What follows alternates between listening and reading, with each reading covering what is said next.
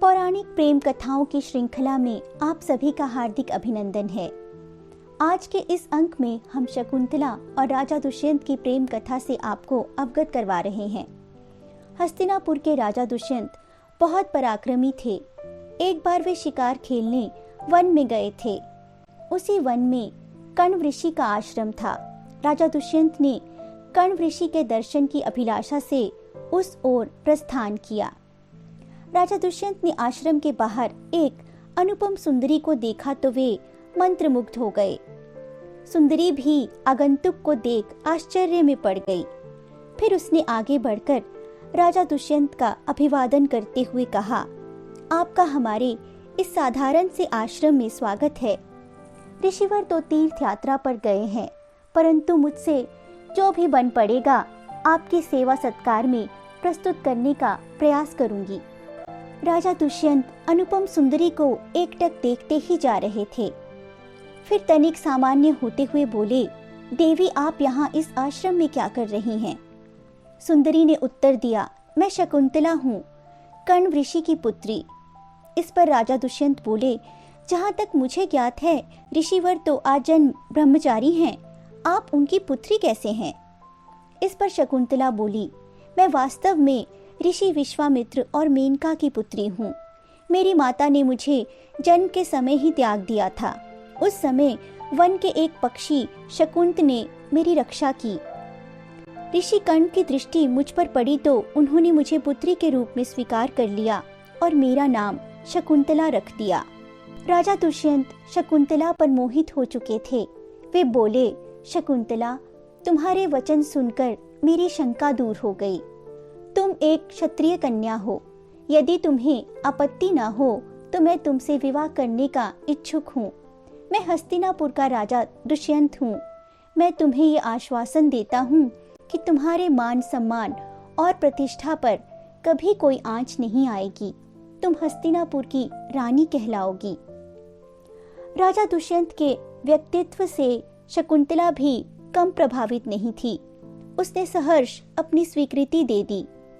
तपोवन के पवित्र वातावरण में उनका विवाह संपन्न हुआ। शकुंतला और राजा दुष्यंत प्रेम बंधन में बंध चुके थे। पेड़ पौधे पशु पक्षी उनके प्रेम के साक्षी थे।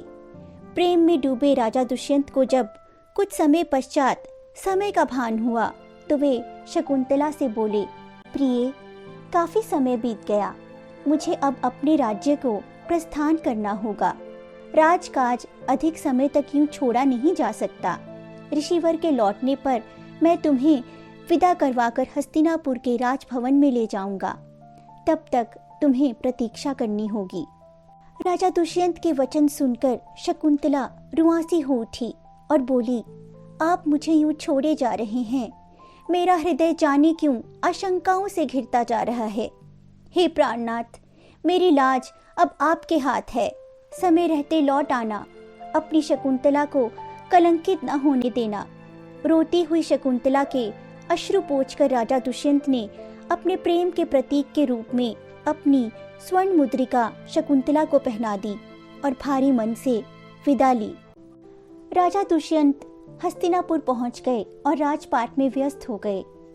इधर शकुंतला आश्रम में अकेली अपने धर्म पिता ऋषि कण्व के तीर्थ यात्रा से लौटने की प्रतीक्षा करने लगी। अपने पति की विरह वेदना में शकुंतला खोई खोई सी रहने लगी। कभी फूलों से पूछती, कब आएंगे मेरे स्वामी? कभी पक्षियों से बतियाती, जानते हो ऋषिवर के आते ही मेरे स्वामी मुझे विदा करवा कर ले जाएंगे। कभी स्वर्ण मुद्रिका को चूमने लगती तो कभी लताओं से लिपट लिपट कर घंटों रोती रहती। फिर एक दिन ऋषि दुर्वासा का आगमन उसके आश्रम में हुआ। उनके आगमन का आभास विरह वेदना में डूबी शकुंतला को न हुआ। जब उसकी तंद्रा टूटी तो उसने ऋषि दुर्वासा को अपने सामने खड़ा पाया। अनमनी सी शकुंतला उनका ठीक से स्वागत सत्कार न कर सकी तो मारे क्रोध के ऋषि दुर्वासा ने उसे शाप देते हुए कहा, जिसके ध्यान में तू इस प्रकार खोई है और मेरा यूं अपमान कर रही है, वो तुझे सदा के लिए भूल जाएगा। शकुंतला तो विरह वेदना में पहले ही अधमरी सी हो चुकी थी। ऋषि दुर्वासा का शाप सुनकर और व्यथित हो उठी। वो सूखे पत्ते की भांति ऋषि दुर्वासा के चरणों में गिर गई और अपने अपराध की क्षमा मांगने लगी। उसकी व्यथा सुनकर ऋषि दुर्वासा ने अपने शाप का विमोचन करते हुए कहा, यदि कोई प्रेम चिन्ह हो तेरे पास तो उसे देखते ही उसे सब कुछ पुनः स्मरण हो जाएगा। ये कहकर वे वहां से चले गए। कुछ समय उपरांत शकुंतला को अपने गर्भवती होने का पता चला। अब तो उसकी व्याकुलता और बढ़ गई। तभी ऋषि कण्व अपनी तीर्थ यात्रा से लौटकर आश्रम आ पहुंचे। शकुंतला ने उन्हें स्थिति से अवगत कराया तो वे बोले, नहीं पुत्री, अब और विलंब उचित नहीं। इस अवस्था में तुम्हें अपने पति के घर ही होना चाहिए। एक विवाहित कन्या का अपने पिता के घर रहना ठीक नहीं।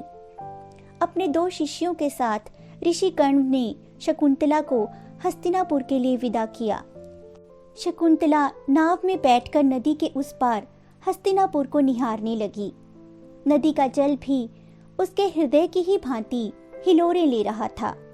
उसने आचमन करने के लिए जब अपना हाथ नदी में डाला तो राजा दुष्यंत का प्रेम चिन्ह, वो मुद्रिका नदी में गिर गई, जिसे एक मछली ने निगल लिया। शकुंतला इस सब से अनजान अपने पति से मिलने के सुंदर स्वप्न में खोई हुई थी। शीघ्र ही वे हस्तिनापुर पहुंच गए।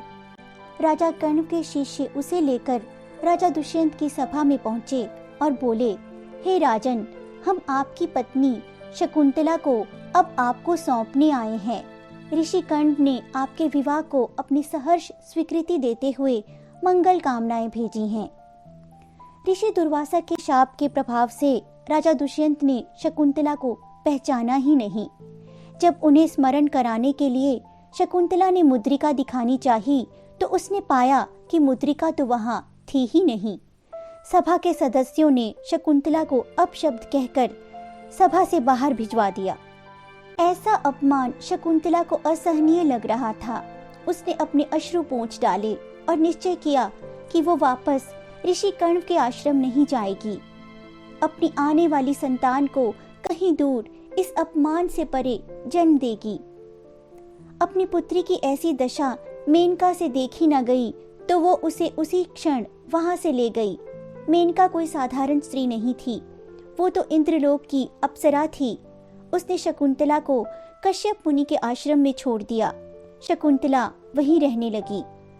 इधर एक मछुआरे को अपने द्वारा पकड़ी गई मछली के पेट से एक स्वर्ण मुद्रिका प्राप्त हुई। ये शकुंतला की ही मुद्रिका थी जो राजा दुष्यंत ने उसे दी थी। मछुआरे ने जब ध्यान से देखा तो पाया कि ये कोई साधारण मुद्रिका नहीं है, अपितु राज मुद्रिका है। तो वो उसे राजा दुष्यंत के पास ले गया। मुद्रिका को देखते ही राजा दुष्यंत को सब पुनः स्मरण हो गया। अब तो उन्होंने शकुंतला की खोज आरंभ कर दी। समय बीतता गया परंतु राजा दुष्यंत की खोज का अंत नहीं हुआ। फिर देवताओं के राजा इंद्र ने राजा दुष्यंत को देवासुर संग्राम में सहायता हेतु अमरावती बुलवाया। विजय प्राप्ति उपरांत जब वे आकाश मार्ग से हस्तिनापुर लौट रहे थे तो मार्ग में उन्हें कश्यप ऋषि का आश्रम दिखाई दिया। उनके दर्शनों की अभिलाषा लिए राजा दुष्यंत वहां जा पहुंचे। राजा दुष्यंत ने देखा आश्रम के बाहर एक अत्यंत सुंदर और तेजस्वी बालक एक शेर के साथ खेल रहा था। वास्तव में ये बालक शकुंतला और राजा दुष्यंत का पुत्र भरत था। उस तेजस्वी बालक को देख राजा दुष्यंत स्वयं को रोक न सके और अनायास ही आगे बढ़कर उन्होंने बालक को गोद में उठा लिया। तभी बालक की भुजा में बंधा काला धागा टूटकर धरती पर जा गिरा। शकुंतला की सखी ये दृश्य देख रही थी। उसे ये ज्ञात था कि जब कभी बालक के पिता उसे गोद में लेंगे तो ये धागा टूटकर गिर जाएगा।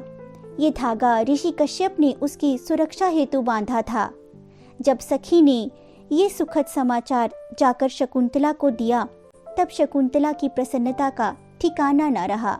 वो अपने पति राजा दुष्यंत से मिलने जा पहुंची।